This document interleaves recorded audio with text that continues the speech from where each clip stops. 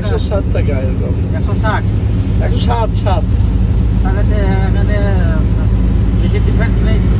Diesel না, sorry petrol 107, octane. Diesel তো আরো কম। ডিজেল এখানে 100। ওখানে 60, 70, 80 এরকম, তার বেশি না।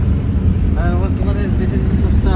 হ্যাঁ, তা আমাদের হচ্ছে সবকিছু তো ভালো, এটা কেউ জানে না। এই ইন্ডিয়ার লোক কেন এখানে যায় চাকরি করতে, বিজনেস করতে?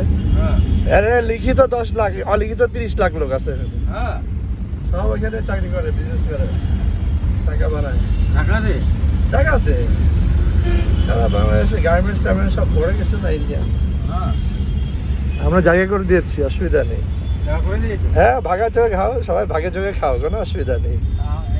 আমার ইন্ডিয়া তো আপনাদেরকে জায়গা করে দিয়েছে। ইন্ডিয়া কি আসে না, কত বাংলাদেশ এখানে ঘর বাস করে নিল আর বলছে ওটা আলাদা। তারপর ব্যবসা তোমার তো আছে তো। ওটা বাঙালি শরণার্থী। তাহলে সরব তো দিচ্ছে। বাংলাদেশের লোক চাকরি করতে এখানে যায় না, ইন্ডিয়া আসে না, তারা যায় দূরে দূরে, দুবাই, ইন্দোনেশিয়া। ইন্ডিয়ার মধ্যে কিছু না তো কি করবে এখানে হ্যাঁ, এখানে নাই তো। দূর হয়ে যাবে। আর টাকার সমান তো রুপি একই রকম, তো কি করবে? টাকা রুপি তো একই রকম হয়ে গেছে। একই রকম হয়ে গেছে। তোমার বাংলাদেশ এখানে করে লাভ নেই তো বেশি।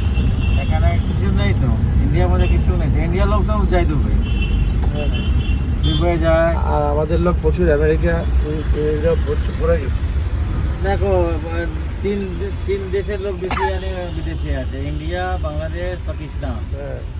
এই তিন লোকে বিদেশে গিয়ে চাকরি করে। কেন এই তিন দেশে অত কাজ নেই তো, সেরকম টাকা নেই। আমাদের কাজ আছে, বাট আমাদের লোক এত বেশি যে আমাদের লোক বাইরে না গেলে অসুবিধা আছে। আমাদেরও তাই আছে। আমাদের মেন ইনকাম কি? মেন ইনকাম হলো গার্মেন্টস, আর তারপরে হলো ওই যে ফরেন রেমিটেন্স। এই যে আমাদের লেবাররা যা পাঠায়, এটাই 1000 কোটি টাকা পাঠায়, হাজার টাকা। গার্মেন্টসে না, গার্মেন্টস বাইরে থেকে যারা পাঠায়, আমাদের বাঙালিরা যারা বাইরে চাকরি করে না, লেবাররা, তারা তো সব টাকা পাঠায় তো দেশে। বড় লোকরা পাঠায় না, বড় লোকরা কম পাঠায়। যেমন আমার ছেলে মেয়ে বাইরে আসছে, ওরা পাঠাবে না সহজে বেশি। ওরা তো ওখানে বাড়ি ঘর কিনবে, থাকবে, স্থায়ী হবে। আর গরিবের ছেলেরা যারা লেবার ওখানে, তারা ও দেশে কিছুই করবে না, তারা সব টাকা বাবা মার কাছে পাঠায় দিবে, এইখানে জমি কিনবে, এখানে বিয়ে করবে, এখানে সব। ওরাই আমাদের মেন সোর্স। হ্যাঁ, ওরাই দেশের জন্য অনেক অবদান আছে, গরিবের ছেলেরা।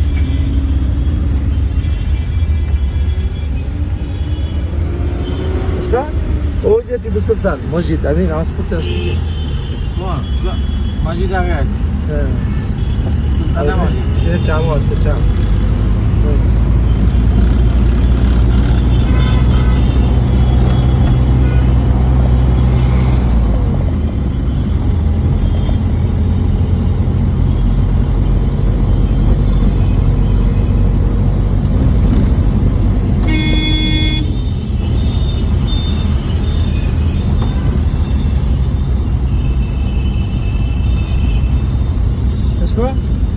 এই যে কই, ওই তো ওই যে সামনে সামনে নেই, ওই যে টিপু সুলতান মসজিদ। টিপু সুলতান মসজিদ। হ্যাঁ, তোর পাশ দিয়ে ট্রামও যায় সর্বদিন। এখন কোথায় যাবে তুমি? চলা দিকে সল্ট লেক সিটি দেখ। সল্ট লেক সিটি ভালো না? হ্যাঁ, ভালো না? ভালো টাকা। চলো চাকরি করে অনেক টাকা। কত? 17 সিটি কত? কোন জায়গাতে যাবে আগে বলো? কোনো জায়গা নেই, ওখানে দেখবো ঘুরে ঘুরে দেখবে। ওখানে বড় মল আছে। মল আছে, মলে যাবো। সিটি সেন্টার মলে কত টাকা? 500 টাকা নিশ্চয়ই। 500 টাকা নেবো না তোমার কাছে, তুমি যাবে হারাবার হয়ে যাবে। আমি এখান থেকে এই যে 100 টাকা 100 টাকা আর 300 টাকা আমি 20 টাকা দিয়ে যাবো ওইখানে।